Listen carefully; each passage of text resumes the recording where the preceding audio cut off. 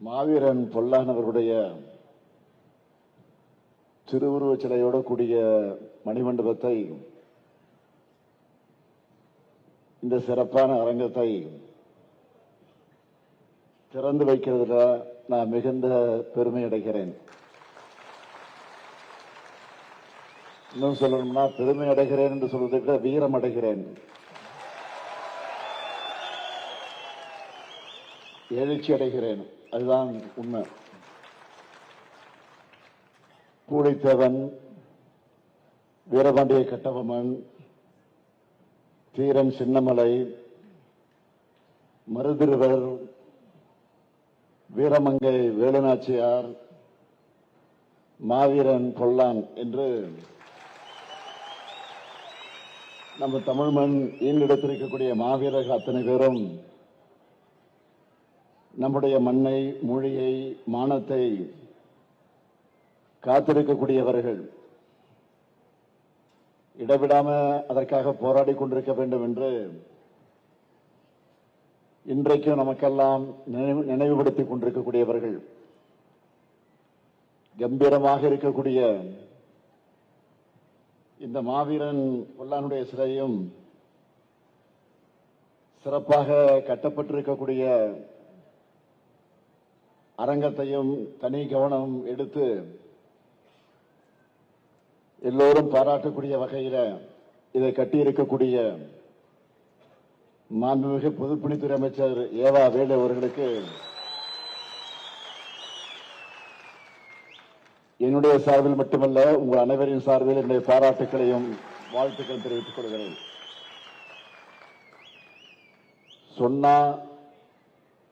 சொன்னதை செய்கிறவன் தான் இந்த முத்துவேல் கருணாநிதி ஸ்டாலின்.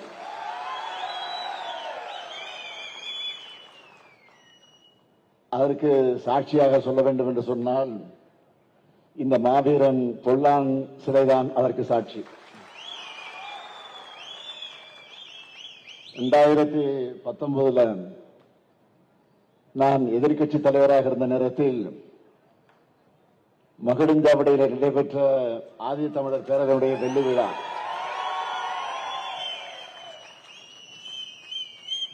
அதை முன்னின்று நடத்தியவர் நம்முடைய அதிகமானவர்கள். அதில் பங்கேற்று சிறப்பித்து பெருமை சேர்த்தவர் நம்முடைய சட்டமன்ற உறுப்பினராக இருக்கக்கூடிய ஈஸ்வரன் அவர்கள். மாவீரன் பொல்லானுக்கு சிலையும் மணிமண்டபமும் அமைப்போன்னு அந்த நிகழ்ச்சியில நான் உறுதி அளித்தேன். இன்றைக்கு அதை உங்கள் முன்னால் திறந்து வைத்திருக்கிறேன்.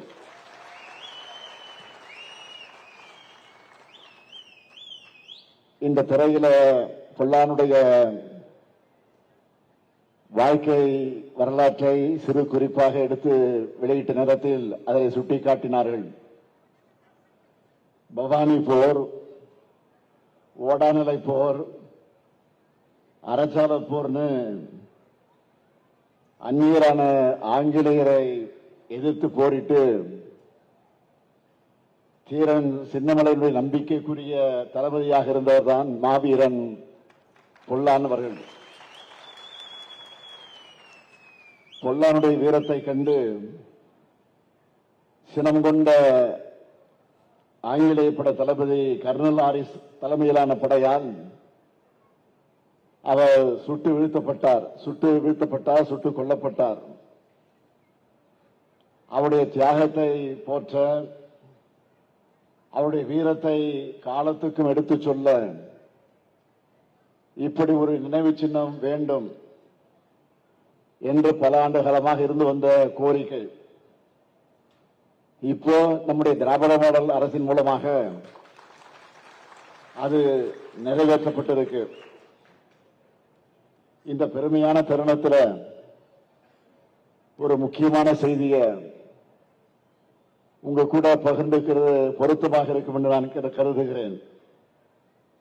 ஏன் உங்களில் பலருக்கு கூட அது நினைவில் இருக்கும் என்று நான் கருதுகிறேன். கடந்த ஜூன் மாதம் இந்து ஆங்கில நாளேட்டிலே ஒரு செய்தி வந்துச்சு. அதை படிச்சதுமே எனக்கு மிகுந்த மகிழ்ச்சி ஏற்பட்டுச்சு. அந்த செய்தி என்னன்னு கேட்டீங்கன்னா,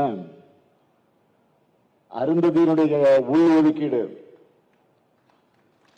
அதற்குரிய சட்டம் அந்த மக்களுக்கு எத்தகைய ஒளிவிளக்காக திகழுது என்பதை பற்றி அதில் குறிப்பிட்டு காட்டியிருக்கிறார்கள் இந்து பத்திரிகையில். அதாவது தகவல் அறியக்கூடிய உரிமை சட்டத்தில் தகவலை பெற்று ஆதாரத்தோடு இந்த செய்தியை வெளியிட்டிருக்கிறாங்க. அந்த செய்தியில சொல்றாங்க, 2009 193 அருந்ததியினர் மாணவர்கள் பொறியியல் படிச்சிருந்த நிலை மாறி இந்த ஆண்டு 3944 மாணவர்கள் இன்ஜினியரிங் படிக்கிறாங்க என்றும் 2023-24 ஆண்டுல 193 மாணவர்கள் MBBS படிக்கிறாங்கன்னு அந்த செய்தியில குறிப்பிட்டிருந்தாங்க.